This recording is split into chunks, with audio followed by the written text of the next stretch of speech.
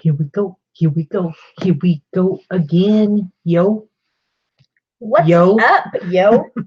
Yo. We're about to bust in some salt and pepper.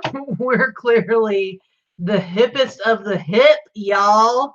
Y'all and yo in the same sentence. I don't know that works as hip. What? How dare you? I'm hip in my heart. Hip in my heart. My heart is hip. Suddenly turned into my heart from the south.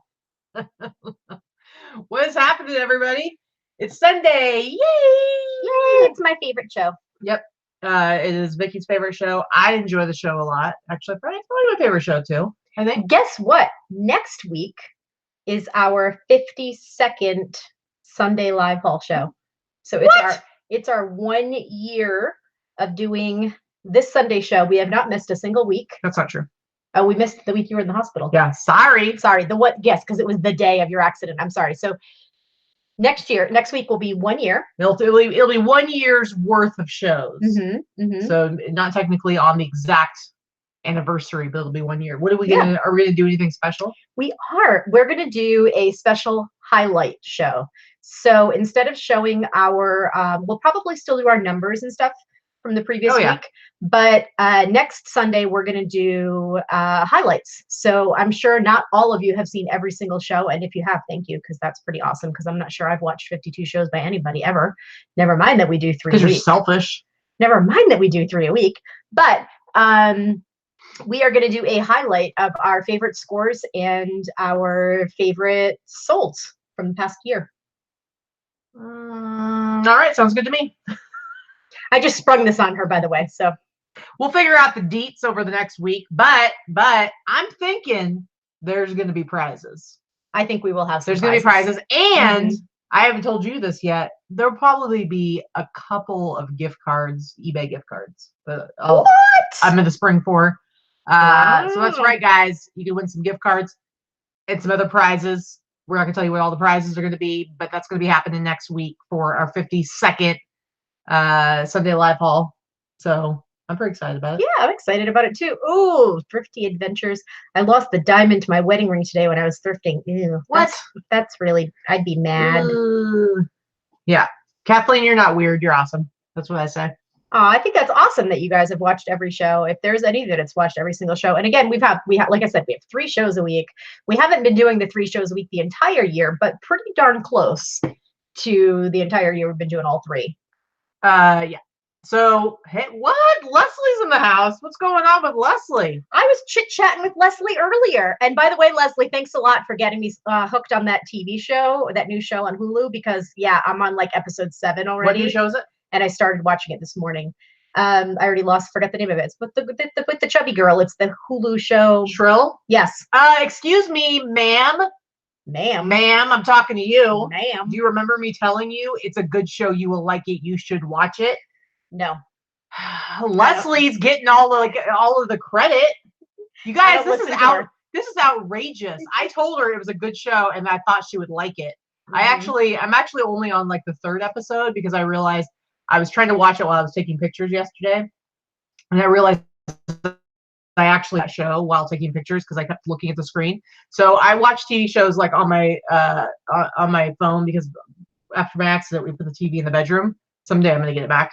But I watch on my phone right in front of my keyboard, so I think I'll be able to watch it while I list, and it'll be okay. But it's like I have to be able to like. I've been watching it in my line of sight. I've been watching it while I was listing today. Yeah. So I actually just started it this morning. I'm already on episode. And remember, I said it's set in Portland. I didn't even realize it was set in Portland. I still didn't realize it was set in Portland. My goodness.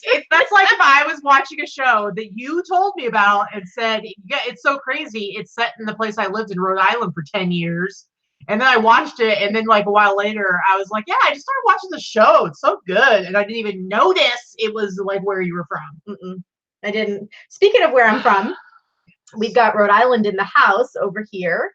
So the show is called Shrill, and it has, I can't remember her name, but she's from Saturday Night Live. She's really funny. It's a really good show. It's Ray cute. Deckerson's resales, $1.77 super chat. His favorite number. He would never betray me like this and not even know that I had recommended a show, but whatever. So why don't you cover your stupid ear? Yay!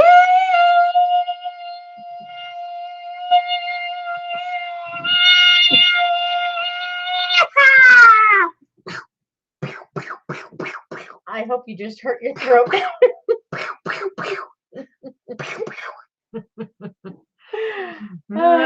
Yes, Portland, Oregon. It is.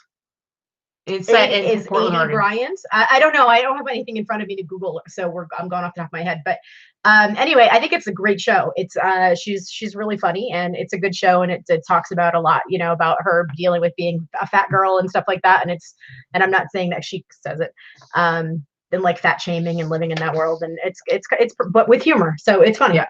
Yep. And very realistic. I really like it. Happy St. Patty's Day from Jen Lee. Yes, it is St. Patrick's Day. I'm wearing, guys, I've been saving this t-shirt up. I've been wearing my leprechaun t-shirt just to wear today. And what's funny is earlier this morning, I saw her and she's wearing this hat. And I'm like, oh, good thing you're wearing green today so that I don't have to pinch you. And she was like, what? Why would you pinch me? And I'm like, because if you're not wearing green, I'd have to pinch you. And she's like, what are you talking about? And I'm like, am I crazy here? I'm like, hey, are you telling me you've never heard of being pinched if you're not wearing green on St. Patrick's Day? No. And I started thinking I was crazy. Like, I'm like, is this just like something that we were told in Oregon or something like that? And so then I looked it up. It is indeed a thing. I'm not the only one. I've never heard that. It's like a tradition. It's like an American tradition. And like, there's a couple different like reasonings behind it, supposedly. One of them is that if you're not wearing green, you get pinched because it's a way of shaming you for not taking part in this holy holiday. I'm not in the least holy holiday Irish. Of drinking. Well, I realize my last name is I'm pretty sure people in Ireland hate St. Patrick's Day. Like what? Right, anyway. It's an Americanized holiday. Right. But yeah, I have my last name is Irish, but that's my ex-husband's last name. I just haven't changed it because that was my name for 13 years, and yeah, I am gonna picture not knowing.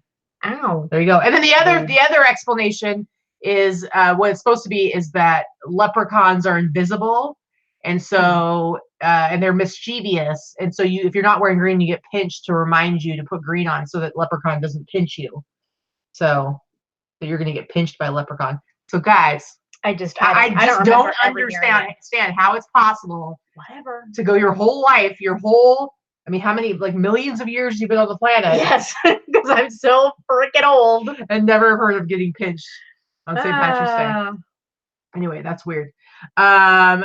Jen Lee says, I always loathe the pinching thing. Luckily, I have green eyes. I don't know if green eyes counts. That doesn't really count. That's cheat. I might be cheating. But I just have like a little bit of green.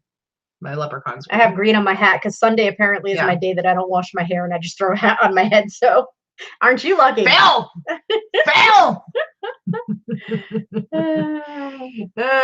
Red Decker some resales. Does green streaks on my white underwear count? I think you should I would think about like maybe reassessing your diet. That's what I would say. Anyway, guys, it is Sunday, so we've got all kinds of fun stuff to talk about, including our numbers for the week. Numbers? Man, it's been a roller coaster. I'm just going to go ahead and say that. You killed it this week. My numbers are within $50 of last week. But still, it's weird. So you killed it. I actually had a pretty good week until yesterday. It was like, if you look at my numbers over like the last 7 days, yesterday all of a sudden it goes meow. Well, that's me today. And then today also, actually. But today's not over yet. It's only 2:00 here Pacific Standard Time. So I'm still gonna be hopeful. I only have 2 sales for under $100 so far today. So we'll see. Yeah. Yes, Herman is hanging out behind us because as you'll see coming up. This is Herman's last appearance on the show. Herman's last appearance. We're losing Herman. Herman is going to his new home. Herman, we hardly knew ye, and but you were a good boy. You were a nice boy, and we're gonna miss you. So we'll talk more about Herman in a little bit. So I thought it would be only right that he gets to actually be hanging out for the show. Yeah, because look how cute he is. Anyway, I'm gonna miss Herman. Yeah, so my sales were like, I mean, they were okay for this last week, but they would have been better if I hadn't all of a sudden dive bombed yesterday. And then Etsy, actually, eBay was within $1 of the previous week. Etsy really took a dive for me. Yeah. Etsy, Etsy was okay. I only had 3 orders, but they were good. So yeah, I really can't complain there. All right. So you want to go first? You want me to go first? So somebody has a question for us. Emily, ask the question. What is it? You already asked a question. Can I ask a quick question? Ask it. Okay, go ahead though, because okay. All right. So here are the numbers for the week, or my numbers for the week. Let me get. Okay, so I've got All right, I'm going to have to cover her face because she's going to try to steal the camera frame and make faces the whole time because she's such an ass. Get away, Kilroy.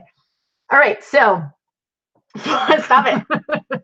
Okay, 40 sales on eBay, 3 sales on Etsy for a total of 43. And I know people talk about having huge volume. I really don't have a huge volume of sales. Between 40 and 50 is pretty normal for me.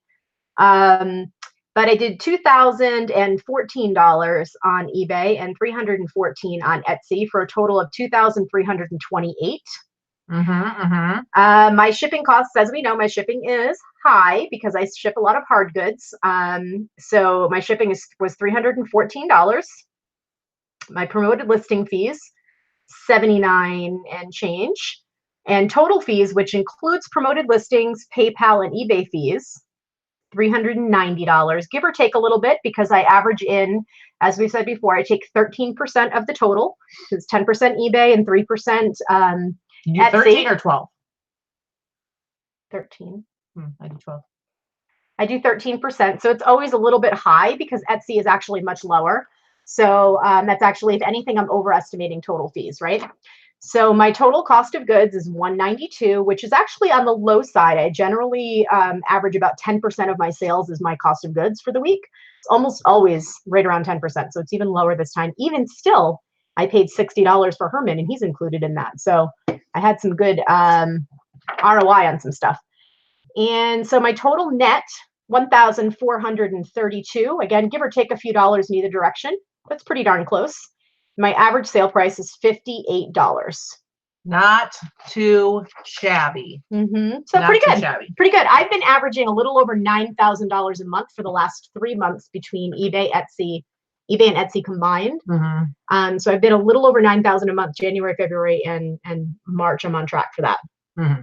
Very nice. Very nice. Yeah. See, Leslie, seriously, 10% cost of goods. It's almost every single week. If you looked at every week, and I keep these as I print them out, it's pretty solidly around the 10%. Yeah, mine's probably more like 15-20%. One quick question. Let me answer the question before you get started. So the question from Emily is, just changed all my listings to free shipping and now crickets. What would you recommend? Right in the middle with comps, but no sales, kind of freaking me out. Sometimes it takes some time for your listings to become re-indexed and working on eBay. I don't think you changing anything to free shipping has done anything to affect the lack of sale, to make the lack of sales happen. So don't freak out. Sales is always a numbers game. It really depends on how much you have listed and what your sell-through rate is going on in your store. And keep in mind, March is one of the slowest months on the internet in general for sales. Yeah. So just, hold relax, tight, keep working. Hold tight, keep working, keep listing. And again, it's a percentage of how many things you have listed. If you have 100 things listed, you can't expect to sell more than 10 a month. Well, let me ask real quick, and Emily, we're going to continue on, but Emily, if you could put in the chat, how many listings do you actually have right now? And I'll give you my thoughts after I see that number. All right, and one more quick answer for Aaron. Aaron, how many are international sales boosting those numbers? I don't have it broken down entirely, but I've got to say, out of the 43, I think it was 5 or 6 items this week were international for me. Yeah, I need to start keeping track. Yeah, I don't keep track of them separately, and I really should. We need to start doing that because I know we've been asked a few times. Yeah, for more sorry about that, guys. So we will definitely, though. I mean, overall, my international sales are 20%. So I can say that. And mine are usually 15%. Yeah, over an entire year, I run about 20% international sales. So okay, so mine looks a little different. Mine's not so amazing as Vicki's is, but I had 34. See? How's that feel? Get your own damn shtick, woman. All right. So 34 outgoing orders on eBay, 3 on Etsy, and for a total of 37, but 3 on Etsy. That's a little sad. That's a little sad for me. Because I usually have a little bit more going through there. I think last week I had like 10 or 11. My eBay gross, $1,781.27. Dude, last week it was like $1,780. Like I'm literally like $1 off from last week as far as eBay sales go. My Etsy, on the other hand, last week I had close to $700. This week only $147 in Etsy. So my total $1,928.27. My shipping, not too bad, $187.45. My promoted listing fees, $105.51. And then total fees, including promoted listings, $336.90. My cost of goods quite a bit higher, $355, because I do a lot of retail arbitrage and paying higher prices. And so my total net, $1,048.92. And my average sale price dropped a little bit from the previous week, but I'm at $52.12. I'd like to be able to stay above 50 if I can, which can be hard considering I sell a lot of t-shirts. But I will say one thing real quick, guys. This number, this net 1,048, that's actually not accurate, because you know what happened this week? You know what happened? What? I took that Patagonia jacket I sold in like less than 1 day last week. It was returned. Mine too. $200. Yeah. My Patagonia jacket sold the same day as hers, sold in less than 1 day. Yeah. Is on its way back. Mine was $100. I haven't gotten it back yet, so I didn't deduct it. That's so weird. $200. So yeah. So let's go ahead and just say my net is really more like $800. Bastards. So bastards. But another thing I wanted to say real quick. I wanted to say congratulations to you on a couple of milestones you hit this week. I did. First of all, sales related. Guess who just hit their 100th item sold on Etsy? No, I have I've sold 110, but close. Well, that's not what your store says. Oh. So whatever. Sorry, I was incorrect. Sorry, like a couple weeks ago was probably the accurate time. I should have said that. Anyway, whatever. Whatever. And then the other one is that you just hit what, 2,000 followers on the Instagram? 2,000 followers on the Instagram. Yeah. Organic, I have to say. I don't pay for likes or follows or use any of those machines or systems or anything like that. Same as we don't do that for our subs on the YouTubes. No, I wouldn't. I want it to be organic. The thing is, I think engagement's really important, and so I am okay with like slowly growing over time and having people who are seriously engaged. Like right now, we have 125 people watching. It'll probably go up a little bit over the next hour or so. But I prefer. I mean, yes, I would love on our YouTube channel to have 100,000 subscribers. That'd be awesome. But I want to get there. I want to get there like slowly and organically, and have a lot of engagement, have a lot of we have a good percentage comments and involvement with you guys. And to do that, it's like you have to take time. Now, of course, doesn't mean you can't like take off. Like if you ever pay attention to like what's going on with Rally Roots, it's like I don't even know where they're at right now. Are they over 50,000, 40,000? If you watch one of their live shows, they have hundreds of people watching live. Like they have a high engagement. They have like 600 or 700 people watching every live show, and where we only have at most like 200, 225 or so is the most we've ever had, I think. So yeah, it's kind of cool. But the problem with like buying subs or buying followers like on Instagram, stuff like that, is it's like, okay, so somebody has a bazillion followers on Instagram, but they only have like a couple of comments per picture, and that's kind of weird. Anyway, yeah, you can actually buy followers and pay for programs to get followers on both Instagram and YouTube. I'm not saying anybody does that. I think lots of people have organic and wonderful followers and subs. It's just we're growing a little slower than some people, and that's okay because we don't mind that. Yeah.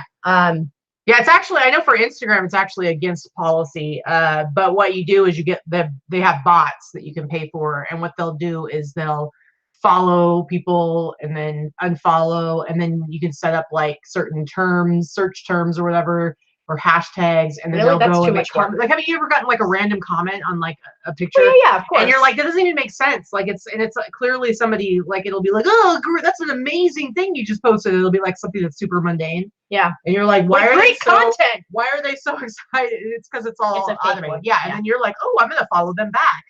Yeah. And then bam, they got that follower. So it's not technically. No, I love and that was not a knock to Rally Roots. Trust me, we absolutely love them. No, my whole point was that they're growing because they're so big now. It's like it's growing exponentially. So we grow about around 200 to 300 followers a month every month. No, my point with them is that they're one of the cases where they actually have grown super, super fast, but their engagement stays super high. They're not typical. Typically, channels that have super high subscriber levels, a lot of times they're using not that it's bad methods to gain subscribers, but if you're just collecting subscribers for the sake of having those high numbers, but you don't work on the content and your interaction with your subscribers, then you're going to have low interaction, low engagement. That's all. Yeah. Not that I just want to acknowledge a couple of other things in the chat, and then we'll move on. Friday is definitely our day where we're able to interact more with the chat because we don't have as much content to go through. Yeah. But we'll try to answer some questions. So David said, I had my biggest sale yesterday. Suede men's jacket, paid $149, and it had Nordstrom's tag for $1,200. Sold it for $400 plus shipping. Awesome. That's an awesome sale. Good sale. DJ, I wanted to address that question real quick. When you watch Friday's show, heard you say pirate shipping, you don't get shipping fees charged on eBay if you buy a shipping label on pirate ship. No, that's not what we said. If you offer free shipping on eBay for domestic, your regular free shipping as your first option. If you offer free shipping and you sell internationally is always calculated shipping. If you sell your item to Canada and the person pays shipping to go to Canada, you are not charged a final value fee on that shipping. Now, that only if you do free shipping domestically, or if you charge shipping domestically, but they're an international sale? You are charged on the domestic portion. You are charged the final value fee on the first option that you offer for domestic shipping. Gotcha. So if it's free shipping, you're not charged any final value fee on shipping internationally. If you charge, say, $5 shipping domestic, you are going to be charged on the lowest shipping. So that's where you're going to have some savings if you do your own domestic shipping. Yeah, one of the many ways you have savings. So if you're doing international, it has nothing to do with whether you're using eBay shipping labels or pirate ship labels or ShipSaver or stamps or going to the post office yourself. It doesn't matter where you purchase your shipping from.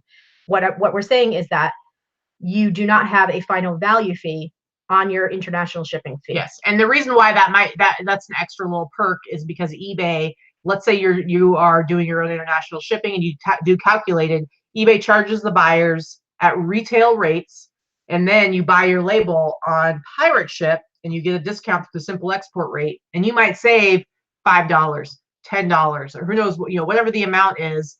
And basically you earn an extra $10 on that sale, which is like fee free is basically what we were saying. Just an added little thing. Exactly. All right. Okay.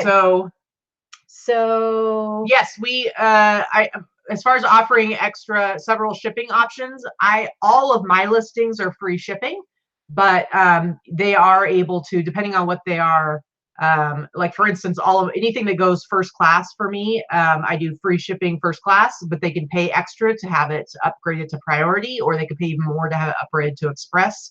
So I do stuff like that. I don't do express, but I do similar. I only offer an upgrade to express if it can fit in a padded flat rate express envelope, because I don't want to take the time to try to figure out how much it would cost for all these different weights and stuff like that. So I don't bother with that. All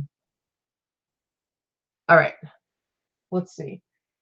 Do you want to get into our solds? I don't know why I was looking at the haul. All right. Well, we're just gonna skip right through it.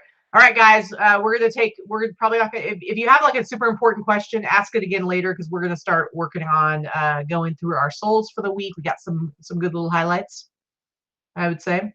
And guys, please feel free to answer questions in the chat if they're easy questions people ask and you know the answer to that, especially if we have some peeps in the chat with some wrenches that are admins, so we can get to some solds. Yep.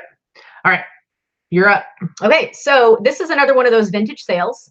I always talk about vintage clothing does take a little bit of time to find the right buyer, and this did sit for about 6 months or so, and this sold for, I took an offer on it for $50 because the person purchased another item from me as well. And it actually went to a repeat customer. They own a pinup photography studio in New York City, and they've purchased pinup clothing from me before. I actually wish they were closer. I would do a photo shoot there because it's my favorite, and I would love to do that. But so I took an offer for $50.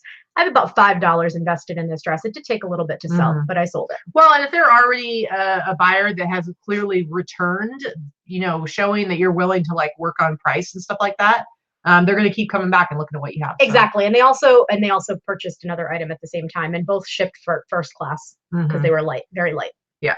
All right. So first one for me, I'm pretty excited about this because I think this is the first record that I bought specifically to sell it.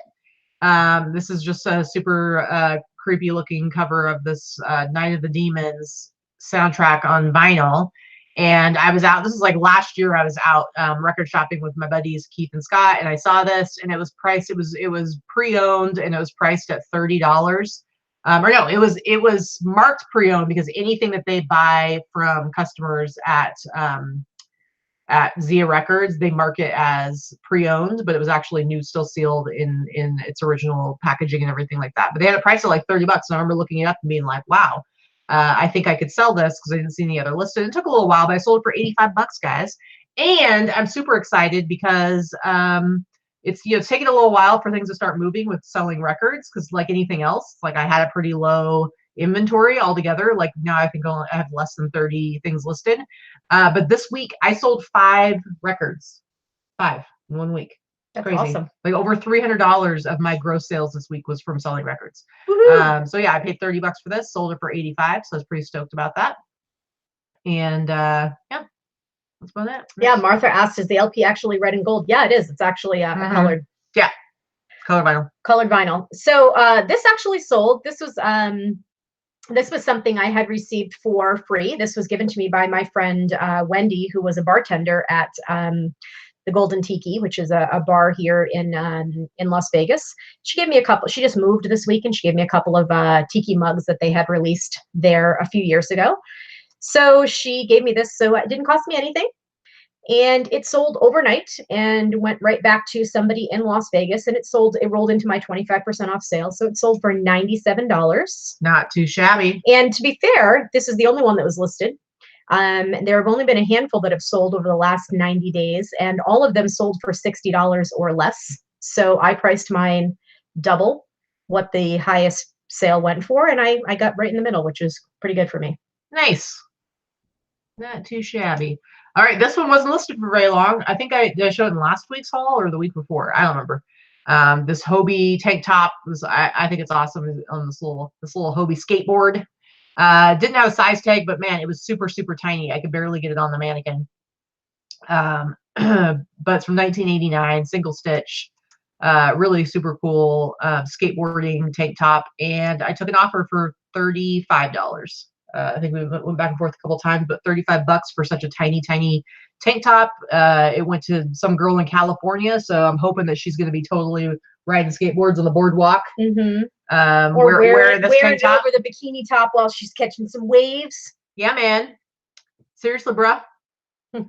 Anyway, I love these kinds of shirts, so I was happy it sold so fast. You love all that. So listen, people will say like, oh, I don't even like pick up small sizes. And listen, sometimes smaller sizes can take a little longer to move, but it doesn't mean they're any less valuable.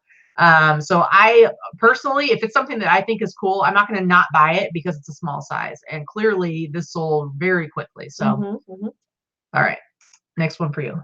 So this one sat for me for about 3 or 4 months. I actually took an offer for this for $80. I think that was a fair offer. I paid about $10 for it, and maybe 12, but I'm going to guess that was around 10. It's just a vintage 90s basic trucker jacket. Nothing great about it. Has that little flag patch in the back. Yeah. Well, I mean, denim in general is like super, super popular, and like denim trucker jackets, crazy popular right now. Yeah. So I took an offer. I thought $80 was fair. And again, it sat there for a bit, but I don't mind. Again, I'm all about the slow dime versus the fast nickel. So it doesn't bother me at all. Yeah. It's just a different approach. I mean, definitely, I think we both could move stuff through a lot faster if we wanted to, but I'm not really that interested in having to ship for a couple of hours every single day. So yeah. All right. Next one for me. This Apple security, how do you even say it? Is it 511? Yeah, 511. 511 tactical response jacket. This took a couple months, but 511 tactical response, that brand on its own is a pretty decent sells very moving brand. And so, you should definitely, when you see this brand out there, you should pick it up. But this one in particular, because it's got the whole tech angle as well, which tech sells really well, not just tech, Apple but security. So especially, do you think somebody's going to like walk into like an Apple store and like pretend to be from security? I and, hope like, so. Yeah. Yeah, and be like, I demand my And it's service. a 511 tactical response jacket, which means it has many, many, many pockets for firearms. Okay, are you okay? No, I do not want somebody to use this jacket because now you're telling a really horrible story about I'm not. And in light of this week's happenings, no, I don't want to imagine that that's going to happen. But I would hope that somebody just wearing this jacket would not get them anywhere. So this sold for $83.99. Tech stuff sells really well, particularly vintage tech, even though this is not vintage, but $84 for basic. Right. So both things sell well. So you've got tech stuff that sells well, plus 511, which is a super popular brand in general. Oh yeah, for sure. All right, next one for you. Cheryl, it's another blanket. She's in the chat. Oh boy. This is one of those, again, people worry about taking photographs of blankets. This is pretty much what all of my blanket photographs look like. I will stand over it or stand on a chair, and it's laid out on my hardwood floors, which are clean, by the way. So do make sure you don't really have any other options. There are no other options for me. I'm not going to hang it outside. I'm not going to try to drape it across something. It's just too difficult for me. It's a blanket. It's a blanket. It is what it is. And it's never not sold for me because of the way I've done it. Anyway, so this sold. I took an offer for $90. It shipped to Texas. Texas. It's a very Texas blanket. I paid $7 for it. Yeah. Cheryl says, finally I get a shout out, but it's to tease me. Cheryl, we love you. Thrifty Adventure said, I just found that one today. Oh, that's awesome. Awesome. Very, very cool. All right. Next one for me. This Harley Davidson jacket. It's a satin bomber jacket, vintage 80s. Westminster, California. And I actually bought this from Barry when we both bought a bunch of stuff from him a few weeks back. And, I was hesitant at first. I wasn't sure if I wanted to buy it because if you look right here, you can see how it has those markings right above the eagle. It actually had a woman's name on it. I can't remember what it was. It was like, I don't remember. Tanya or something. I don't remember. Sandra or Diane. I don't know. But it was a woman's name. And the thing is, it's a men's jacket. I mean, obviously it could be worn by a woman, but the reality is that you're more likely to sell this jacket to a man than you are to a woman. And when you have a woman's name embroidered into it, it's going to make it harder to sell. So I went ahead and I bought it. I believe I gave him like $25. And I went ahead and got a stitch splitter, whatever you call those things. Stitch ripper, and I pulled out, and I knew it was going to leave a little bit of damage there, but I disclosed it and everything, and I ended up taking an offer, went back and forth with the guy, took an offer for $100. Now, if it had just been the name Jim or Bob or whatever, like I would have just left it in there and it would have sold fine. But again, because it was a woman's name, I took it out. But it sold for $100, so from 25 to 100, not too shabby. Not a bad deal. Was Sandy asking about $10?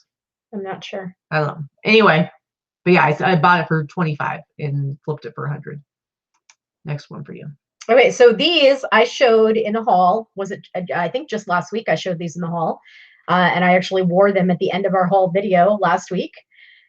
Anyway, I took an offer for $120. And I sold them to a fellow eBayer who is going to be wearing those at eBay Open. They're like the classic eBay They're the colors. classic eBay colors. And I posted this on my Instagram and on my personal Facebook page. I happen to be friends with her. And these sold to, if people know, her name is eBetsy. It's Betsy. Yeah. She is a huge eBay fanatic, and she loves to dress up in eBay colors. And she dyes her hair in eBay colors. Yeah. Anyway, she's super fun. So you'll have to. So for you guys that are going to eBay Open, you'll have to find her when she's wearing these and get a picture with her or something. Yes, Sandy, it was eBetsy. Yep. It did. I did sell them to eBetsy. It was either going to go to eBetsy or they would have gone to Stephanie Ng possibly. But Stephanie is this little teeny tiny petite thing, and those are pretty big. So they're big and baggy to begin with. I think Stephanie would have drowned in them. Yeah. She's a little petite lady. But I think these are going to look super fun. I can't wait to see them. Yep. So you're not going to be able to miss eBetsy at eBay Open. She'll be wearing these. I love them. All right. She offered. I took an offer for $120, and I'll be shipping those out to her tomorrow. Yeah, very cool. All right. So my next one. This out for a little while because now this doesn't actually have the patch on it. The patch I think it was removed. You could barely see it, and but I was able to figure out by the tiny little shape that you could barely see on there that it was New England Patriots vintage starter jacket. So I still priced it high because seriously, you could buy the patch and add, like you could buy the patch yourself, have it sewn on there, and it would immediately triple the value of this jacket. And you could probably buy the patch you could probably find the patch for like Why 20, didn't you do that? Because I would have had to buy the patch, and then I would have had to take it somewhere to be professionally embroidered because you can't hand sew it on there. It needs to look like it's machine done. It's true. And it would have just ended up being a lot of cost and a lot of time. And so, you know what? So I figured somebody else could do it. They could have a sweet jacket. So I ended up taking an offer and I sold it for $100. All right, fair but enough. I wasn't going to sell it for super cheap because I knew exactly what it was. And New England Patriots obviously are a hot team with a rabid fan base. Well, yeah. So somebody is going to get somebody's getting a great deal on it, and they just need to put their own patch on it. So it was a quick flip. Yep. Aww. Well, did you even say in this listing that he has a name? No. Oh, yeah. I think you should include you should take one of these thank you cards and let them know. By the way, his name is Herman. Okay, I will do that. Okay, I will do that. That'll show the respect to our fallen brother. So Herman is going. I did take an offer. I did say that I was going to sell him for around $300, and I took an offer for $280. I'd originally paid $60 for him. Look at that face. So he sold for $280 plus shipping. Look at that pun. He's going to a new owner in New York who sent me several messages back and forth about him and couldn't get his face out of her mind. So I have a feeling she's going to love him as much as we do. But he's going to New York. He's heading out tomorrow. He's going to be double boxed and very carefully wrapped and packing. I feel like Herman's a great name for a New York fox. Yeah. So Herman will be missed. Yeah. Everybody wish him farewell. He's heading out tomorrow. Buddy. Poor little buddy. But I thought that was a pretty good flip. It did take me a month, maybe a month to sell him. Yeah, for sure. Yeah. Alexa says for $300, she loves him enough. That's what I'm thinking. Very true. All right. So next up is this jacket. I bought this. I think I showed this in the haul. I bought this in, what are you trying to reach for? Give me a pen. Okay. Well, I don't know what you want. Just give me the container. Sorry. You guys, sorry if we're being interrupted. Anyway, I bought this in Portland. I got this at the Red, White, and Blue, and I paid up for it, even though, it's not like a known, it's just like business in San Francisco. It's not like it's some big nationally renowned company. But it's such a cool jacket, and they were charging $25. I was like, you know what? I'm just going to buy it. I know I can flip this. And I actually got like a few different offers. I got quite a bit of interest, and I ended up taking an offer for $100 because they were like, hey, listen, I will pay $100, and I will pay right now. I'll pay right away. And I was like, you know what? I need $100. I'll take it. So I went ahead and sold it for $100. But it's like a really nice jacket. Nice heavy jacket. It is a nice heavy jacket. You interrupted me with your pen search so that you could fill out that card right away. All right, here's your first Etsy sale. So we're gonna get into flipper tools. Yeah. You want me to go ahead and put it up right now? So I paid maybe $4 or $5 for this. It was in the nightgown section. This is awesome. Yeah, the nightgown section it was super wrinkly when it first came in. And that is after being steamed. It still shows pretty wrinkly. And I hardly ever steam anything, but I didn't want to steam it too well. Actually, Dana did this one. Didn't want to steam it too much because it's silk. So, you don't want to water stain it. So we're going to go ahead and look over at flippertools.com and see what it actually sold for. What? It's crazy. Yep, it sold to somebody in Washington for $159.95. Nice. That's a great sale. It was a good sale. It was one of my 3 sales on Etsy this past week. It sold yesterday. Yeah, Sharon Herman, who hardly knew you. Okay, so I literally had 3 sales this week on it.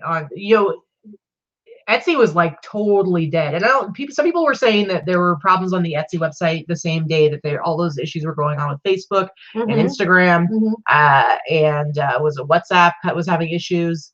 So I don't know, because that was happening around the time like we were getting no sales, or I was getting no sales on Etsy. So I only had 2 days that I actually had sales on Etsy, which, you know, it's kind of sad. But anyway, this one sold. I love these kinds of t-shirts, these event t-shirts that are for like marathons or bike rides or races and different things like that. I think they're awesome. This one is a vintage 80s. It's from 1985, the Redwoods Race. And so I sold this one. Go ahead and we'll look over here on the old Flipper Tools. It's a free website you guys can use if you ever want to like check out solds. I sold it for $47.99 with free shipping. That's crazy. Yeah, so $47.99, free shipping. I think it's an awesome t-shirt. It was a little sad to see it go. I love it. But for $47.99, I'll do it. So that was my t-shirt sale. This was something that I picked up for $5 at an estate sale. A couple months ago, we showed a haul. I think it was the one where we met Barry at, actually.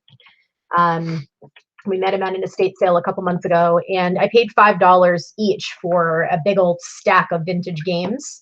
And most of them, they were all complete, and most of them were in excellent condition. This actually happened to be new in the box. And yeah, we'll see what it sold for. Oops. Hello, come on, Etsy. Bam. And I sold it for $115. In this case, they did pay shipping because I don't do free shipping on anything other than clothing on Etsy. So I paid $5. It sold for $115. They paid $15 shipping. Nice. Great sale. Jody wants to know, have you ever tried selling Indian motorcycles? Are you talking like just anything branded Indian motorcycles? I just never found anything. I don't think I found anything. I've never found it. If I did, I would totally pick it up because Indian motorcycles are probably, I mean, they might be the second most popular behind Harley for those kinds of motorcycles. And there's people who are definitely diehard Indian motorcycle fans. So if I found something cool that was branded with that, I would definitely pick it up. Yeah, I just never find it. It's just not, the thing is, Harley is so, it permeates the culture because it's like they have like all the different shops all over the US, and Indian Motorcycles just doesn't have that. So they don't have like so much merch and stuff like that. So maybe it would even go for more. Who knows? Never really looked into it. All right. My last sale here is this Adidas Originals track jacket. I think this jacket is awesome. It's got this cool, I love how it's like down the sleeves, all the way down the sleeves with the trefoil, the logo on there. And I sold this for, let's look it up here. Had a great price on it though, $69.99. I think this one took like a few months, but not too long. But I think it's a great jacket, and you know, Adidas in general is just always going to be really popular. But I was super happy with this sale. This was the one that broke the mold. And like I hadn't had any sales in a few days, and finally this sold, and I was like, why is it taking so long to sell things on Etsy? Anyway, all right, I'm gonna go ahead and end our screen share. You know, Jen, I don't know if our social media presence helps our sales, to be honest with you, because I've never sold to a I've only sold maybe couple times, maybe twice to somebody that actually watches our show or something like that, and we don't advertise our items online. Yeah. We post our solds so they've already sold. Yeah. So I'm not sure. I know people say that sometimes the social media presence helps. I don't know that it does. And you know, we're saying now next week is our 1 year doing this channel. We had virtually nothing before that. So and our sales have always our sales have always been really like has this. A lot to do with using best practices. And there's just certain things like if you go back and watch any of our store review shows, there's just certain things that that all come together to help you with your sales, help you with those numbers.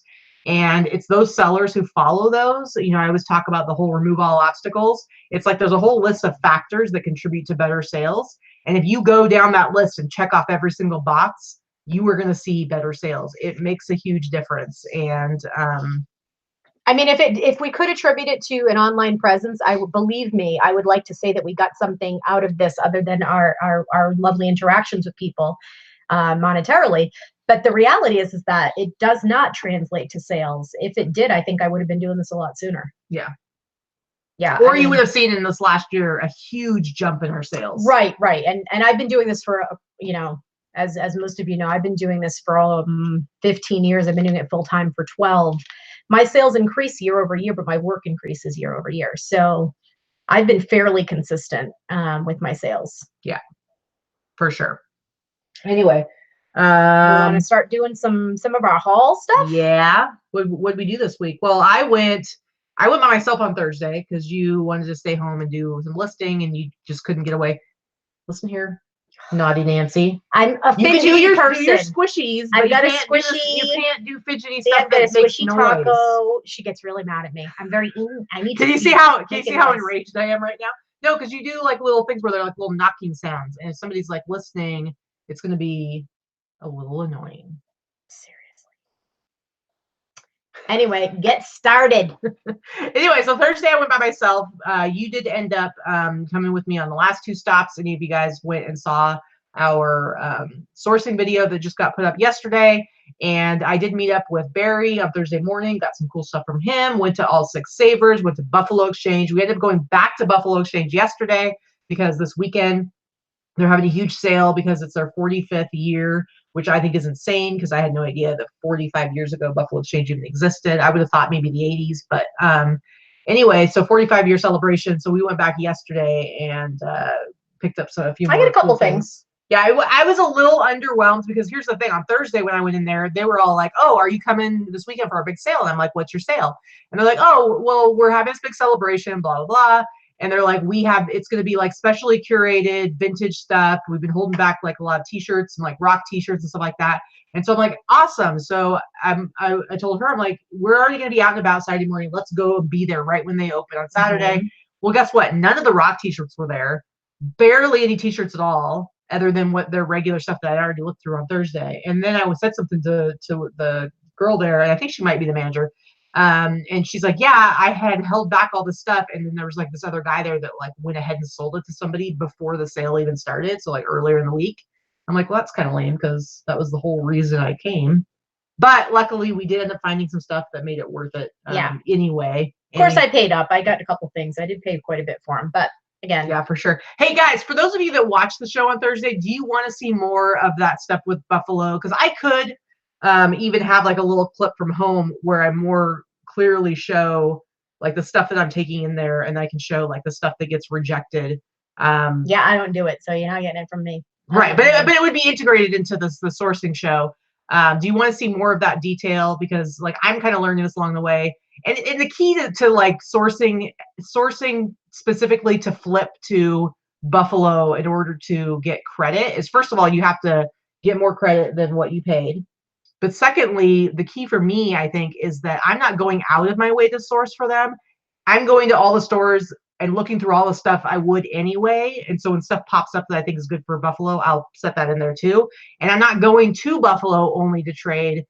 I'm already going there to source. So in my mind, I'm not adding like extra resources to it other than just. See, Vintage Violet says, nah, I'm good. Angie says, no Buffalo. Meh. All right. Meh. Here's Allison. Grand Slam Deal says more Buffalo. So there. Pop it in from Hawaii.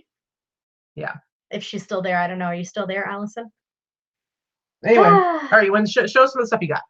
Oh, I'm supposed to go first. See, multiple people saying that they want to see more Buffalo Exchange. So there. Well, I'm going to start with my clothing first because I only did a couple of. I only have a few clothing items. So I'm showing almost every single thing I bought this week because I didn't source very much at all. But what I did get was pretty good. So I picked this up on Thursday, and I went to Savers. 2 Savers with Katie on Thursday, went to Buffalo Exchange with her yesterday, picked up 2 things there, and then I picked up 3 things at a garage sale on Friday. Which she was supposed to film, guys, and she forgot. So at some point we'll all get her to do it. I was like excited because I thought there was going to be a little bit of Vicki only footage. Maybe it'll happen someday. Yeah. I don't know. Apparently I need my muse with me, or the mouth, or whatever I want to call her. What? Okay, so I picked this up at oh my god, I love this jacket. She was a little bit jealous. Oh, I was super jealous. I was trying to steal it from her. So I did pay, so it was marked at $18.99. I paid 25% off of that. But look at this sweet 1970s. This is all embroidered. Amazing. Satin jacket. It's a Wayne Newton tour jacket. Amazing. See, Alexis wants to see garage sales and estate sales, so you need to go out and do some filming. I know. I like to do garage sales, but I don't know. I don't do the camera thing well. So you've never done it, so you wouldn't know, would you? We'll see.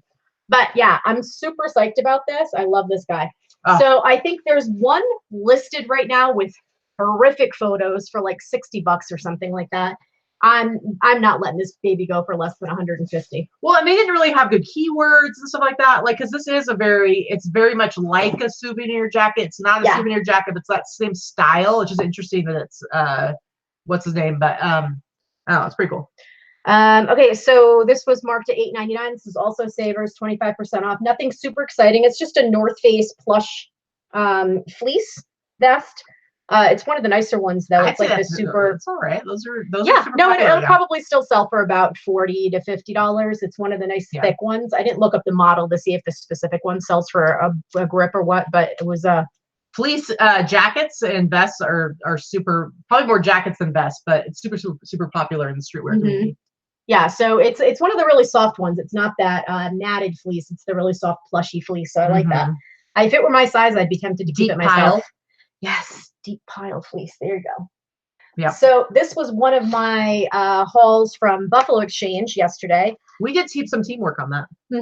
I was watching somebody carry these around the store, and I was super jealous. They found them before me, and then they must have put them down because Katie went and snagged them off a rack for me. Yeah, what they did for their special sales, they had like these extra racks up front, and they were filling them up with like special product they've been holding back. So really, they had more women's stuff than they did men's. But I happened to see these and I'm like, oh, I bet she'll want these, even though they're super tiny. Let's see. DJ, love garage sales. Listen, drive yourself. Use use GPS. You're not going to get lost. I use GPS all the time. Yeah. I've lived here 6 years. I still can barely get out of my neighborhood without GPS. I'm okay with that. Yeah. Anyway, so I purchased these. I paid $35, which is, I think, paying up for these. And they're a super small size.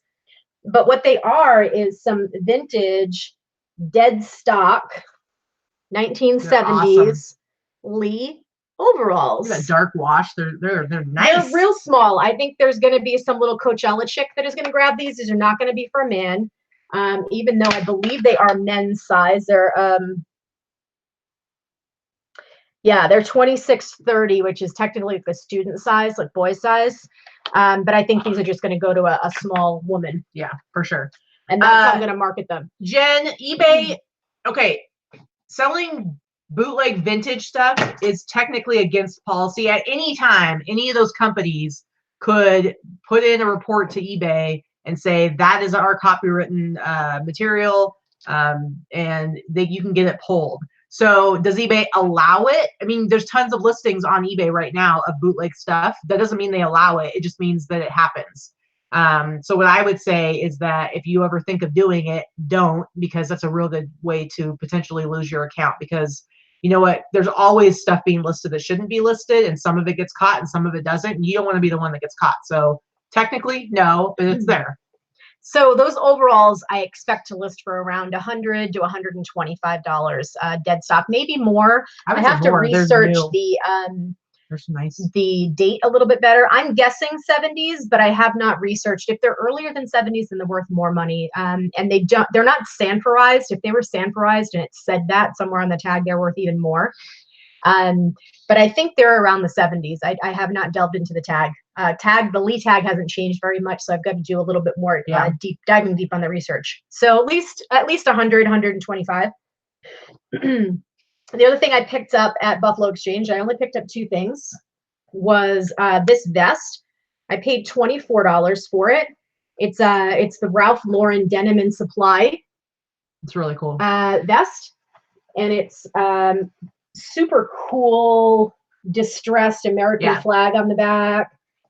It's an army green type of like surplus vest. I just sold a pair of those jeans this last week.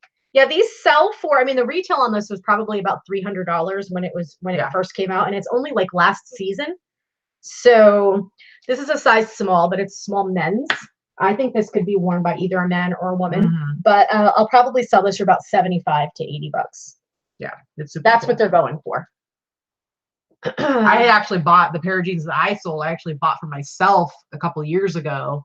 They're not the right size for me anymore, and I had paid $20 for them at the thrift store because I knew what they were and I really liked them and I wanted them for me. So, but I sold them for, they were listed for a long time. I took an offer for like 50 bucks. So Emily says, what do you look for on the tag to research? So I'm going to be looking on like a couple of different websites that show vintage tags. And one of them is the Vintage Fashion Guild. If you don't have that saved as one of your research favorites, you should. If you ever want to dive into any type of vintage whatsoever. It's not necessarily for 90s vintage, but it's definitely pre-90s. It's got vintage tags going back to like the 20s. And not every tag, but major names, yes. So it will definitely help you in your research in the future. Jen, it's funny. I actually just did a search on bootleg the other day because I was curious. There are literally 3,000 listings that have the word bootleg in them. Currently, over the last 90 days, 1,000 of them have sold. But again, technically not okay. So, yeah. It's called, Angie, it's called the Vintage Fashion Guild, G-U-I-L-D. It's a website, Vintage Fashion Guild. They have a label resource guide on that website that is phenomenal. I've been using it for 15 years. Let's see. When I have a men's item like that vest and want to market it to women, do I list it in unisex? No, unisex is a shit category. Nobody's going to search in unisex. If you're lucky, they'll find your item. But it's a men's vest. I'm going to list it in men's. But I'll put in the title in the description that it would fit like a women's small. The problem is men are not going to look in unisex, but women will look in men's. So you don't want to list it in unisex because then you're missing everybody. Right. And women know, I like this style, and men's has tons of it. I'm going to go look there. Whereas a dude is not going to be like, I'm going to go shop the unisex section. Yeah, thank you for the people in the chat. Yes, Vintage Fashion Guild. Okay, so I picked these up at Savers. These are new with tags. They were marked at $10.99, 25% off. These are more Polo, so Polo Ralph Lauren. Just camo sweatpants. They're like joggers, which are super popular right now. But they're new with tags, and I'll probably sell these for about 75. That's what they're going for right now. Oh, Leoman, what's happening? In the house. Leoman's in the house with a $5 super chat, looking for his special super chat song. Here's your super chat. Here's your super chat. Woo, woo, woo. Here's your super chat. Here's your super chat. Woo, woo, woo. Here's your super chat. Here's your super chat. Are you like just showing? Apparently, this is the Vicki Hall show. I'm just going through my clothes because I only have like 5 items, so I'm trying to keep them categorized. I'm like, a half an hour later, we're still looking at your stuff. All right, get to it. She's picking lint off me. Yep. All right, this is my last article of clothing because people like the hard goods. But again, Savers marked at $12.99. I got 25% off that. Nice. This is a ski brand of clothing. So Obermeyer. These are vintage Obermeyer ski pants. Fancy. Look, they've got these fancy neon padding and all kinds of stuff. So they're good for like snowboarding, skiing. They've got the zipper, and they also have, so they tuck into your boots. Ooh. The bootstrap thing. So these will probably sell for about 75. And that's it for clothing. I got a couple of little Free People bread and butter pieces, but that's all I picked up this week for clothing. Very nice. Very nice. All right. Let me bust through some jackets here. I got a bunch of cool jackets this week. This is a cool dead stock Nebraska Huskers kind of puffy winter jacket. This brand I actually haven't seen before. It's like it's just fans gear, but I'm guessing this might be like a Kmart thing or something like that because it's got like, look at this, it's got like this sweet layaway tag on it. But it's a cool jacket. It's not down or anything, but it was priced at like $12.99. It says Huskers. It's all embroidered on the back and the front. It's cool that it's new with tags. I paid, it was $12.99, so I got 25% off of that. So, I'll probably sell it for at least $50-60. But it's just a cool vintage jacket. This one I'm super excited about. Again, guys, you know about my growing current love of like all of like the ski type stuff and any of like the kind of sporty kind of 80s styles, 80s, early 90s. And check out the sweet volleyball neon orange windbreaker. I kind of like that a lot. And the brand is, it's Side Out Sport, and it says King of the Beach on it, and it's got the volleyball. This is such an awesome jacket. I love it. Made in the U.S. You should price that one high, like the hot dogger. I'm gonna price it like $1 million, which I don't. At least. I'm not showing it in this haul just because we've already seen them so much. But I actually, right after she sold the hot dogger jacket last week, I went and looked on eBay and bought one off somebody for, did I pay like $30 or something like that? Because I can turn around and flip it for at least 100 on Etsy. But yeah, I love this jacket. I love this kind of stuff. And I think that the 80s stuff is becoming more and more popular.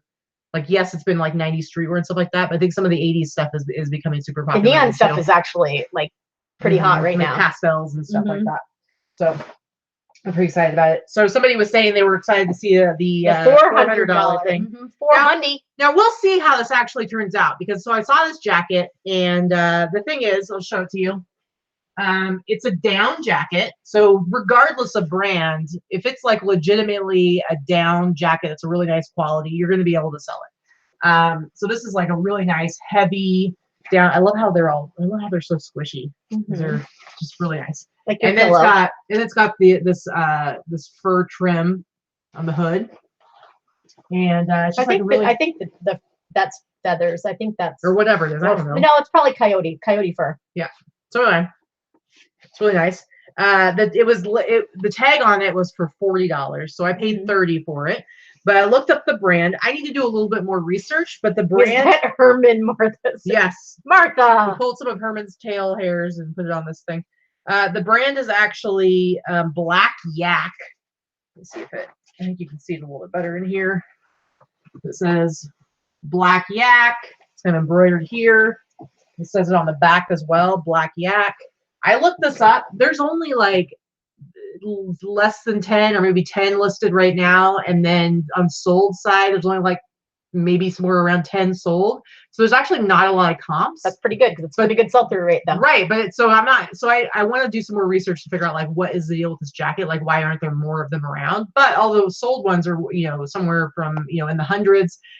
This particular style of jacket, there's one currently listed that's listed for, I think, over $500.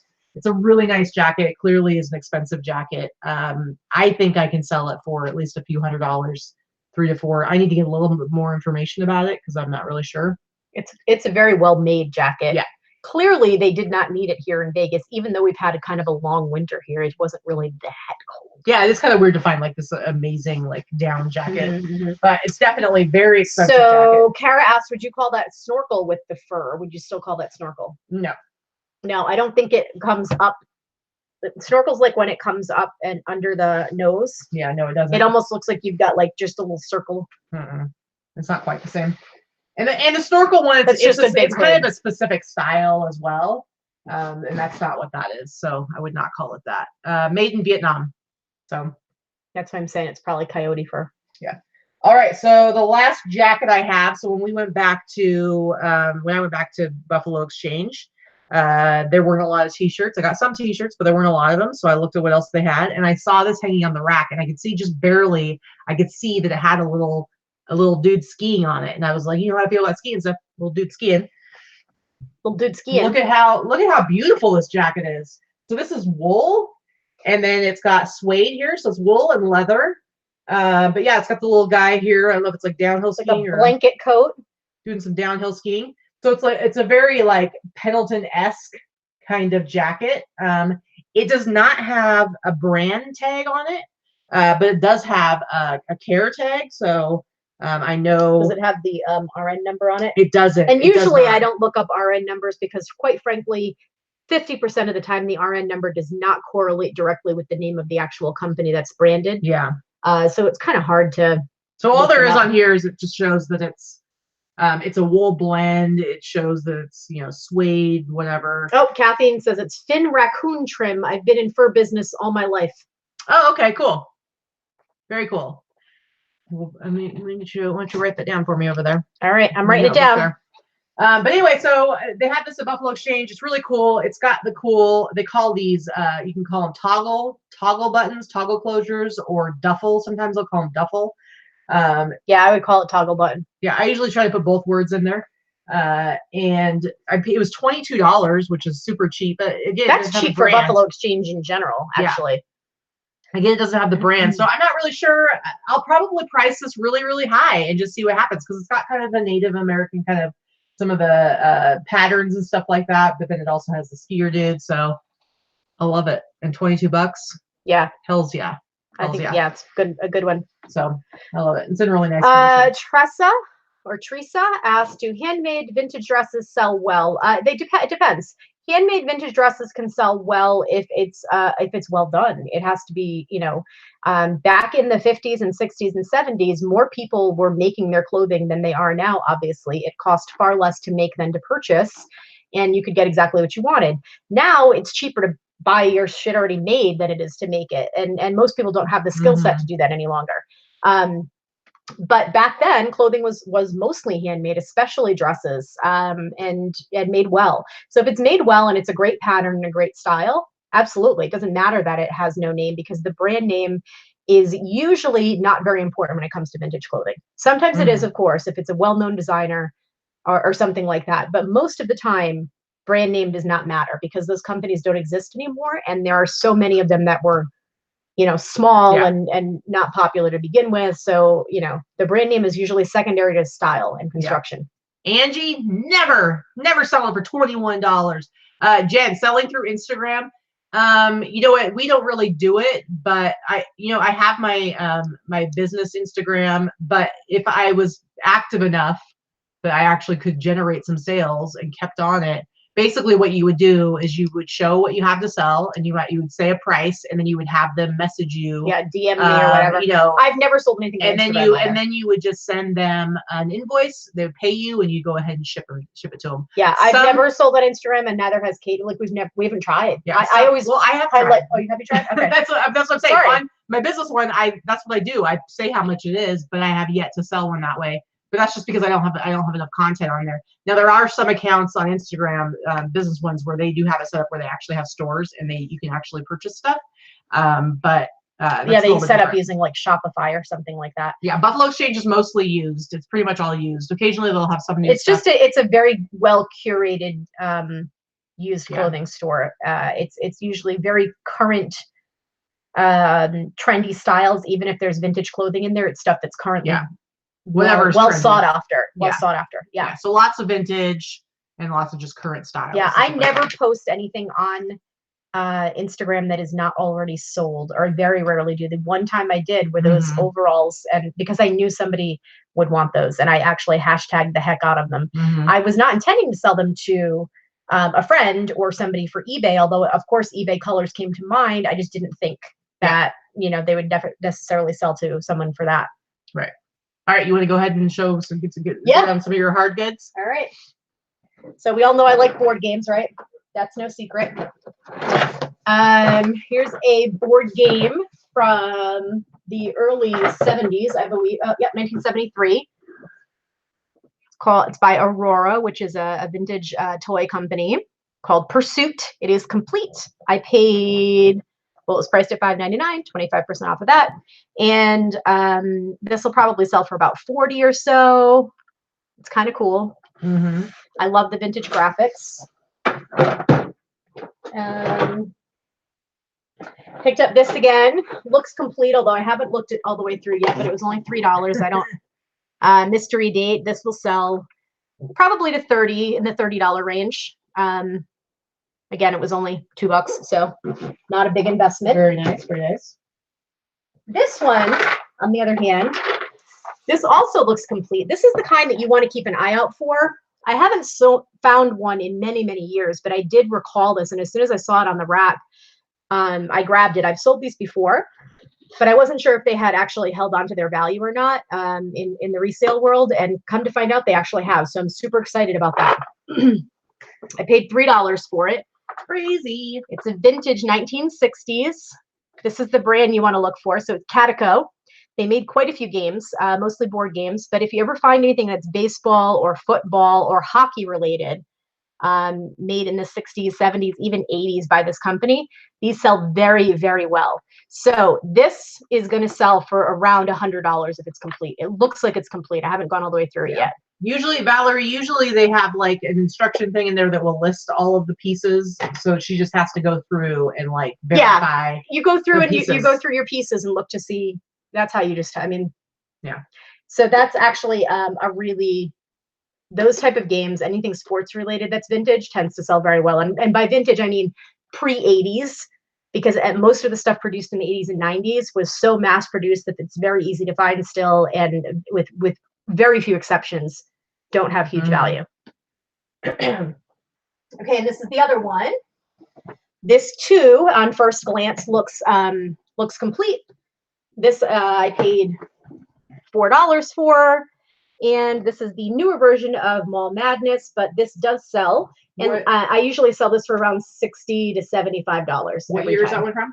This one is from the 2004. Now I have a question, because somebody had posted in the Boss Facebook group the exact same game, and they were really excited about it because obviously we talk about it a lot, because I swear you find one every week. And somebody else mentioned like, well, the 2004 version is it really worth getting because there's so many that are listed, and it's true that there's tons of them listed. So my question to you is, why do you still pick it up, and how are you able to get a good price for it? I've never sold it for less than $65. And because there are so many moving parts to it, it's very rare that it's complete. It's also not that often that you find it complete and working. There's an electronic component on it that tends to burn out and not work well. So it all depends on how you list it. I've sold every single one for them in the neighborhood of $60. So I don't know why people say that they don't sell them, because I've only found one old one and I sold that one very well. But that particular one I've sold 3 times. Because there are bunches of them listed. So it's just a curious thing. And so that goes back to the whole thing of like, why does something sell for one person and not for another? I mean, it really is probably the approach of how you list it and all the different factors.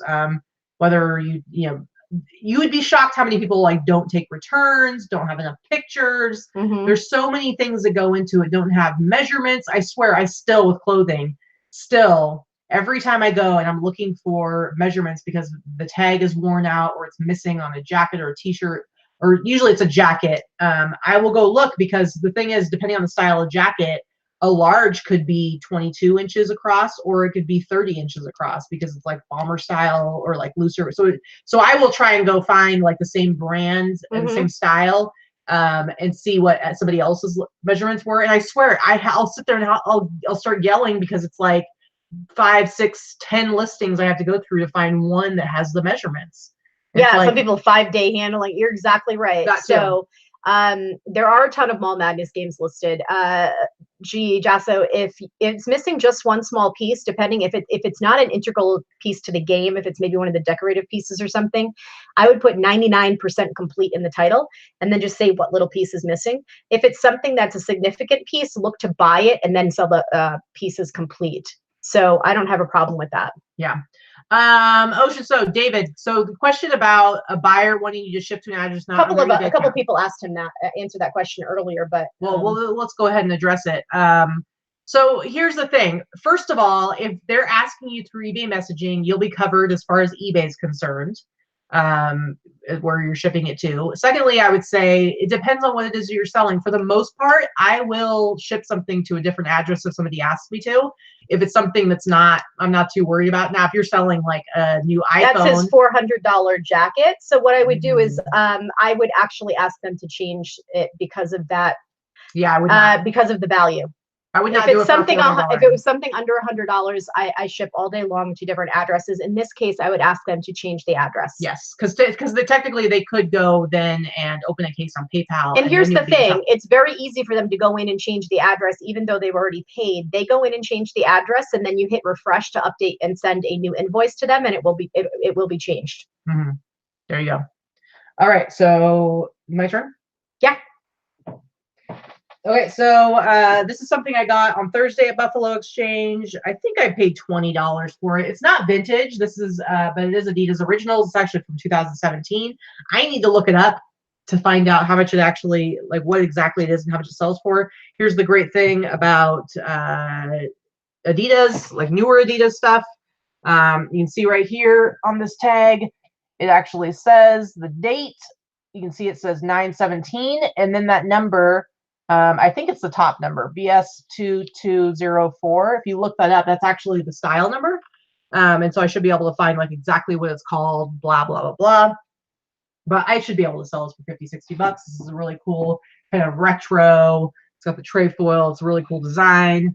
I love it. The trefoil as opposed to the trefoil. I always say trefoil. Is that wrong? It's trefoil. I say trefoil. I mean, I've never heard it said by somebody who is like the authority on the terminology. I've heard it pronounced both ways. I say trefoil. I know it only has one E, but you know. Oh, maybe it's trefoil. I don't know. Maybe it's truffle. Truffle? Anyway, but yeah, this is very, I would say it's kind of a callback to like 80s Adidas. So I think what it's pretty size cool. is the Adidas? I do believe that's Will asking, not Jenny. It's an extra large. It's an extra large. So it is kind of a sweet Adidas sweatshirt. Yeah, I think it's really cool. It's very much like, you know, those old, remember that old Adidas sweatshirt that I bought? I sourced off of eBay that was from the 80s. That was in crappy condition? Yeah, that I had to like, well, that you still sold for $175 bucks? I restored it a little bit because they really didn't even try. But that is similar. I mean, the style's not the same. That one was like way more blinged out with all kinds of cool stuff on it, but just that kind of general feel to it. So, T-Money in the house, yo, at the end, of course. What's up, Aaron is saying that I say trefoil correct, so it depends on where you're from. All right, I'll accept that. I don't know. I'll check into it. I'm gonna keep saying trefoil though. Of course you are. She's always right. No, I'm not. Just ask. That has nothing to do with being right or wrong. That's me saying I'm gonna say that. All right, so this I got at the Buffalo Exchange sale. So I got this yesterday. I think it's super cool. Vintage 90s bum equipment. Look at this awesome hoodie. I love the stripes on it. Stripes are super, super popular right now because it is that kind of like, you know, 90s streetwear look. I love all the stuff on front and like the little patch right there. Yeah, this is 90s. I should be able to sell this for like 50, 60 bucks as well. I like it. Yeah, I think it's really cool. I think I paid like 14 for it. Maybe 16. I think I got paid 16 for it. So I love it. I think it's a great sweatshirt. All I have left now is, oh no, I'll show this real quick, and then the last part I have is just t-shirts. So this I also got at the Buffalo Exchange sale yesterday, and I don't typically buy anything that's not clothing, but every once in a while I'll see something that grabs my eye and I'm like, that looks super cool. We were going up to check out and I saw this. I'm like, whoa, what's that? And so I grabbed this.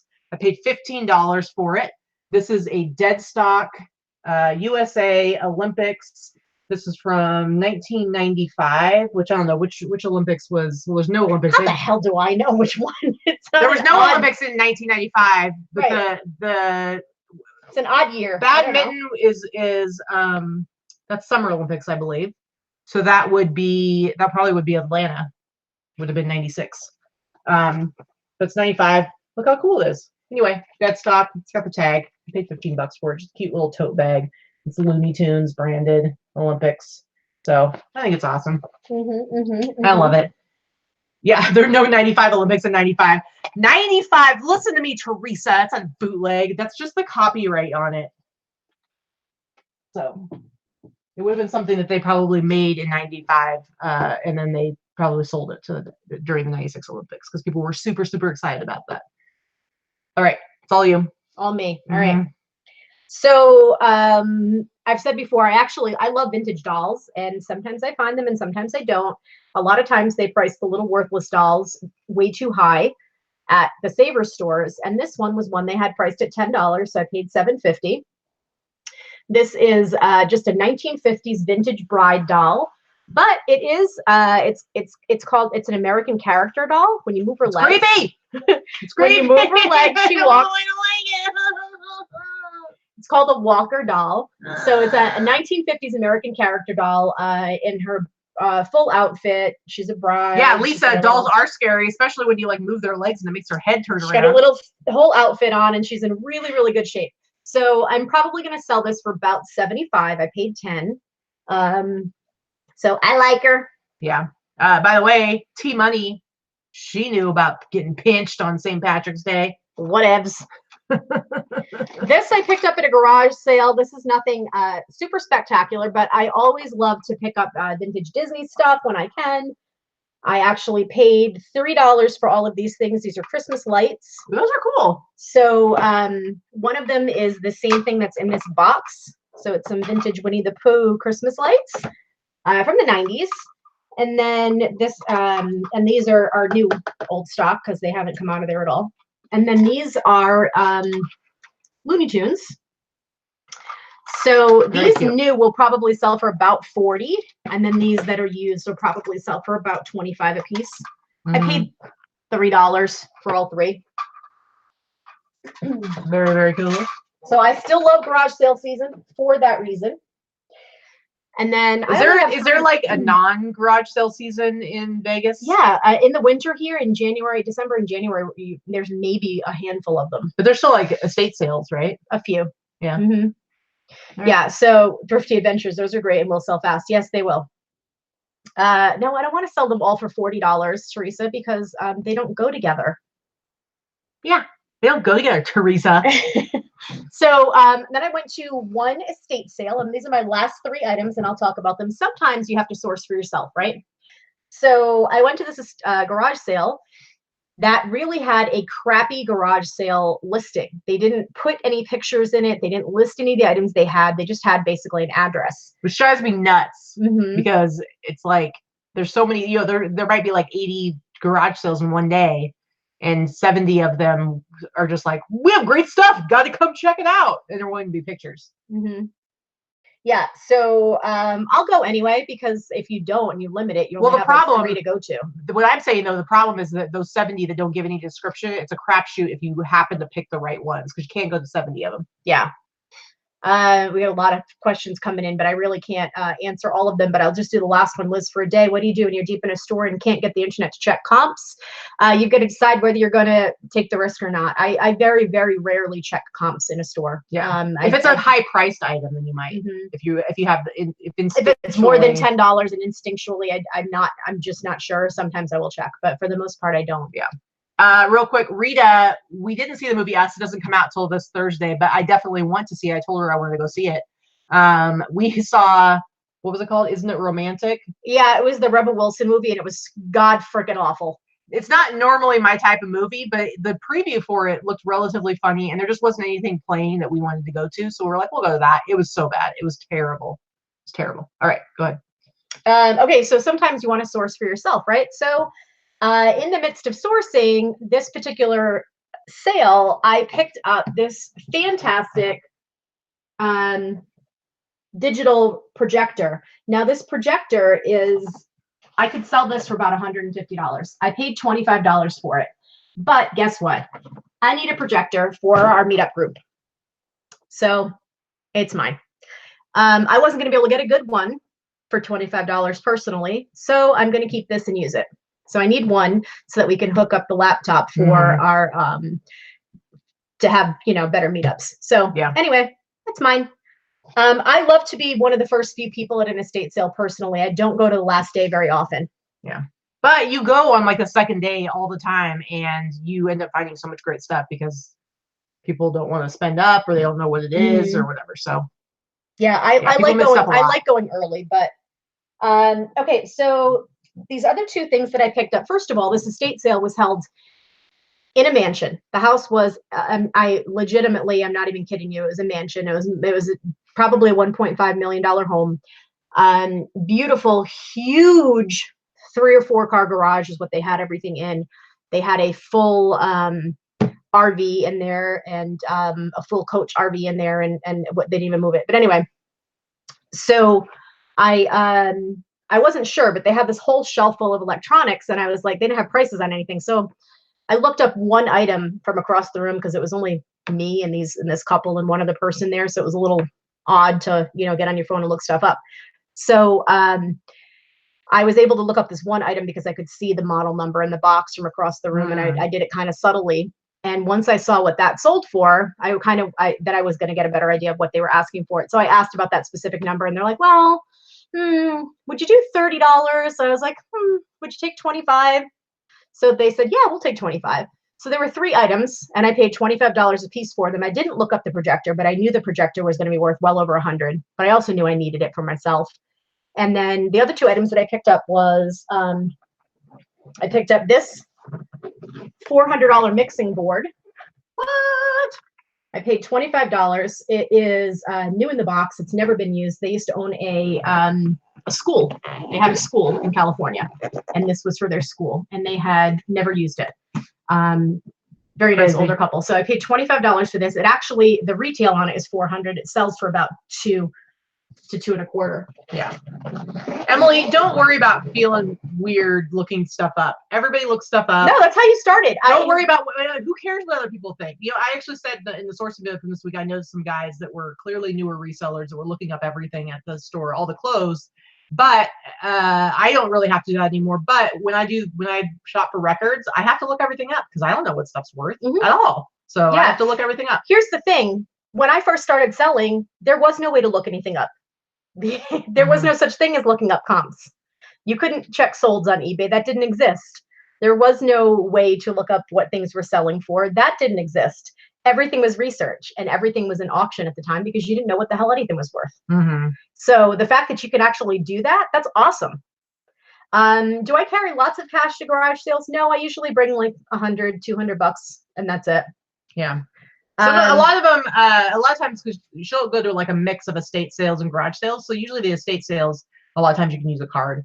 Sunny, I need to look at it. That's the Coors t-shirt. Keep bugging me because that Coors t-shirt is downstairs. I'm going to write a little note right now, and I will put a response. Ask me again in the comments of this video after it's over, and I will make sure I answer that. What size it is. Okay. And the last thing that I picked up that was also $25 from the same estate sale, is this amplifier. So this amplifier is another item that was $400. The fact that it comes in its own box is fan-frickin-tastic. It actually shipped originally in this box. Yeah, you can see the which means I am not going to put it in an outer box. I'm going to ship it right the way that it came. Put a label right over this, makes life easy. But this is another item that wasn't used. And you said, give them the Herman look at this at a sale when asking for a deal. So like this. So I picked up all 3 of these items for $75. One I'm going to keep myself that I can flip if I ever decide to not do the meetup group or decide it doesn't work for me. I'll be able to flip that as well. But this should sell for about $225, and the other one should sell for about $200. And I paid $50 for the 2. Turn it into $400 to $450. Very nice. That's it. Yeah, and somebody else asked a question about like being able to tell how old somebody is just from years of experience. That's when I started, I knew nothing. I didn't know anything special about men's fashion or anything like that.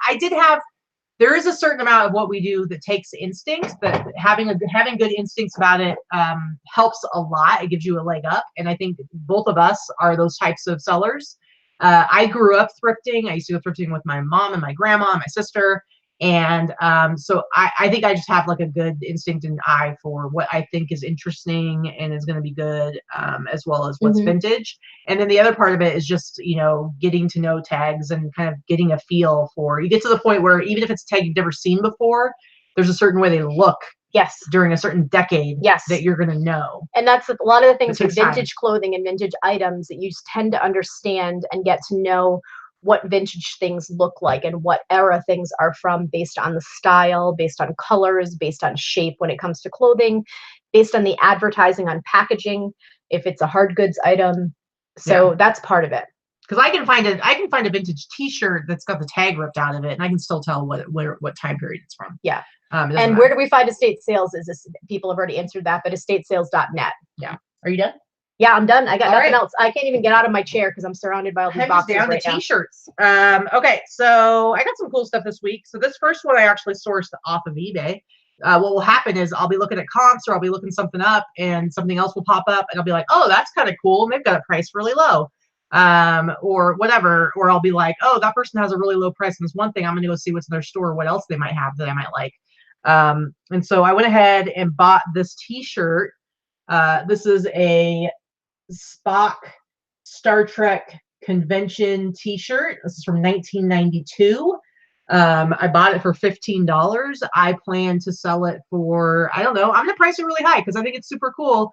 And here's the thing, when you go look at vintage Star Trek t-shirts, there aren't a ton of them, and there aren't a lot of super high priced ones necessarily, but I feel this is one of those things where it's like I just feel it deep in my soul that they're not being sold for what they feel it in your innards, that they're not being sold for what they could sell for. And this one in particular, Spock, super popular character, Leonard Nimoy, and R.I.P. And I want to talk about the fact that this particular t-shirt has whales on it. And if you know your Star Trek, like I do, I love me. Listen, I'm more of a fan of the movies than I ever was of the television series. But number 4, Star Trek number 4, Voyage Home, is my personal favorite Star Trek movie. And that's the one where they go back in time to the 80s in San Francisco to save the humpback whales because it turns out in the future they're extinct. They need to go back and save them because it turns out there's an alien people or creatures that speak to the whales. And when the whales went extinct, they can no longer hear them. They come to basically attack Earth, and Earth is going to be destroyed if we don't get some whales back in the ocean. I know you think this is pretty amazing. I saw it in the theater. I loved it. Anyway, I'm going to sell it for a lot. All right, then. Don't frown at my nerdiness. Somebody said my favorite Star Trek movie. There you go. The whales. Seriously, it's such. I love it because I remember seeing it in the theater. I love the whales in it, but I also love. I love any movie where there's time travel involved and you take somebody from one time period and put them into another time period. I think it's fun. And so that one, it's like they're in the 80s, so there's like lots of like funny, hilarious. Alexa says she's with me. I gotta be honest. I've actually never watched a Star Trek movie. Never. Here's the deal, guys. This next week, I'm gonna make her watch. No. Just this one. No. It's really fun. No. I watched all the first season of Star Trek as far as the episodes. It was something my father used to do and used to watch the shows. I hated it then. But the movies are totally different. I hated the show. Totally different.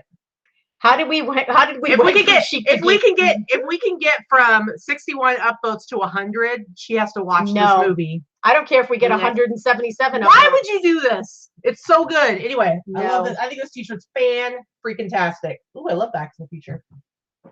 Anyway, okay, so at the very, very few t-shirts at the special Buffalo Exchange sale that we went to yesterday. But they did bring out these t-shirts, and there were 2 of them, and I grabbed them. I haven't done any research on them yet. Yeah, they're just Budweiser t-shirts, but here's the thing. They're dead stock. I need to see if I can figure out, I'm assuming like early 80s. Look at that nice tag. Look at that crispy tag.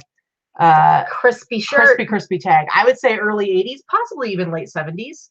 I paid $19 a piece for 2 of them, but they're both crispy.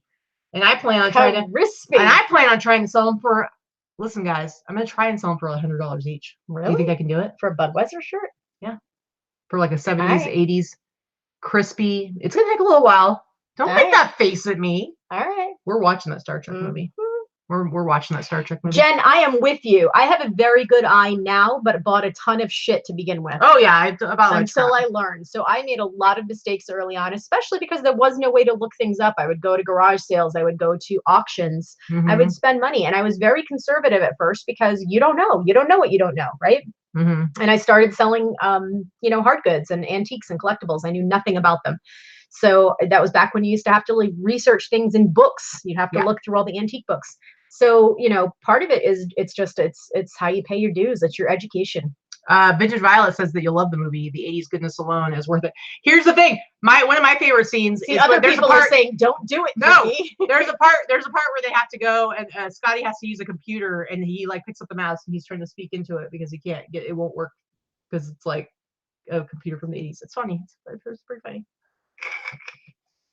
Anyway, I got 2 of those. This one, I think you and I agree that might be one of the best t-shirts, if not the best t-shirt I got this whole week, you guys. This might be the best t-shirt I've gotten in a while. I'm really liking this that one. This one is cool. We are in agreement. And I got this at, I think I got this on Thursday at Buffalo Exchange. So I probably paid like $12 for it tops. You guys, I can't even handle this t-shirt. Look at this. Look at this. I survived the great 7.0 earthquake. October 17th, 1989, 5:04 p.m. in San Francisco. This particular t-shirt, a percentage of the proceeds from the sale will be donated to the Red Cross. How cool is it? Screen Stars tag. So like, how cool is this t-shirt? It's in great condition. It's a large, but it is a little short.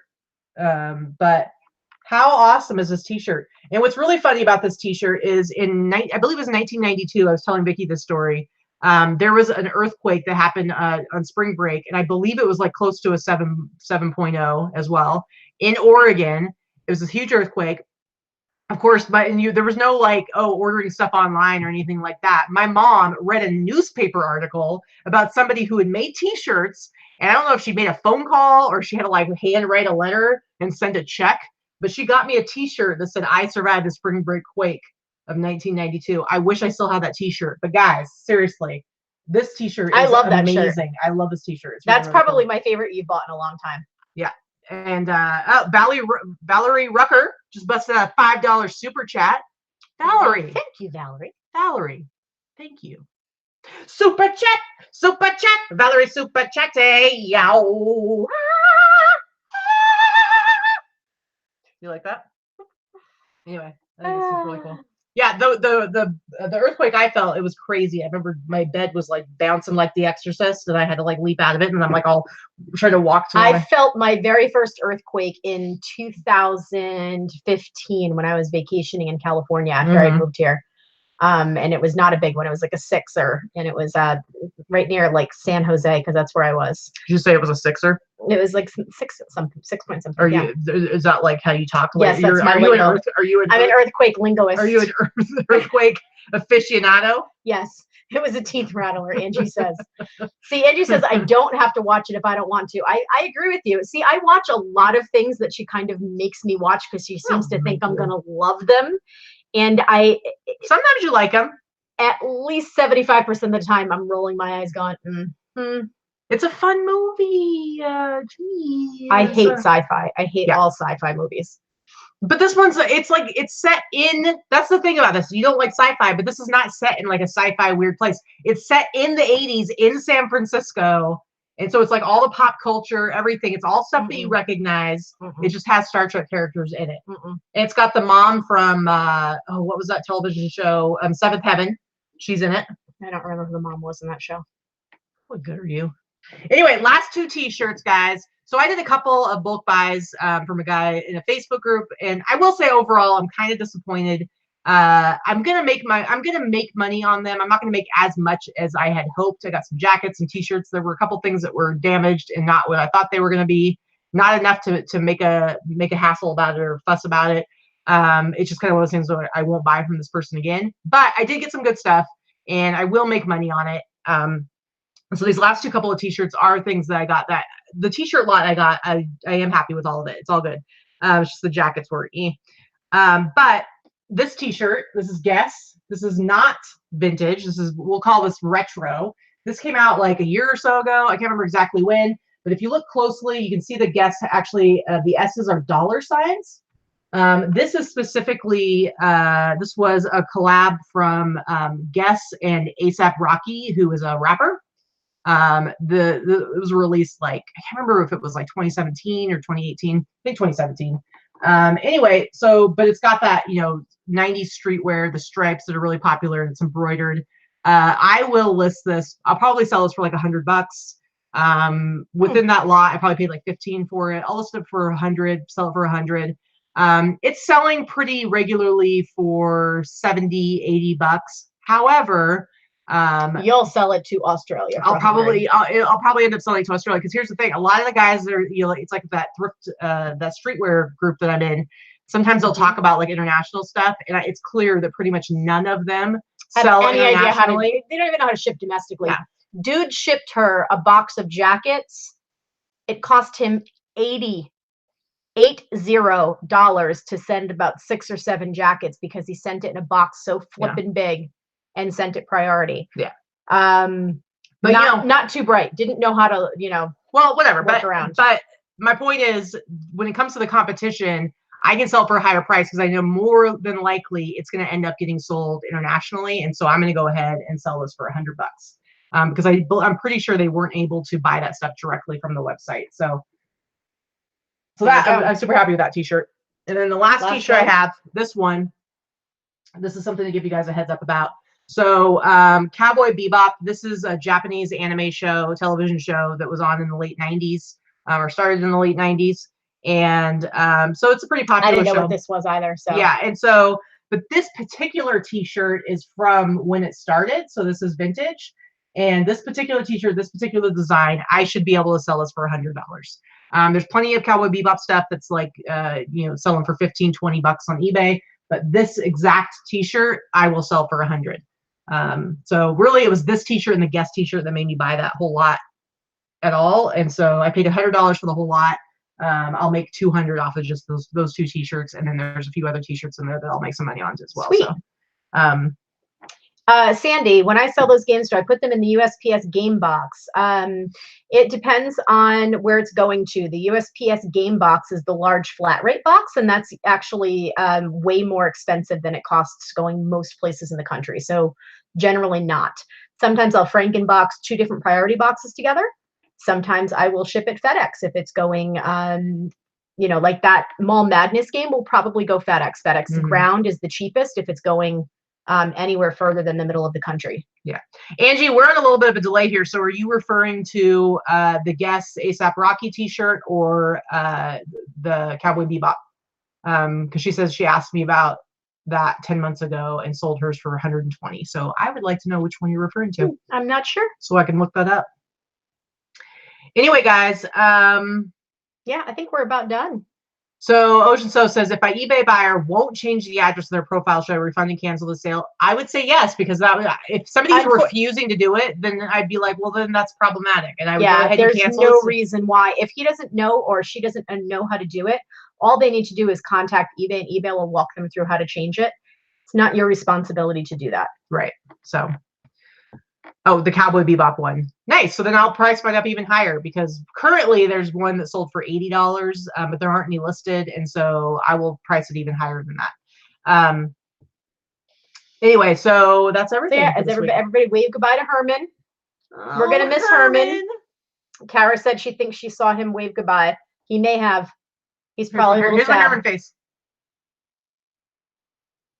That's nice. Real cute. That's what Herman looks like.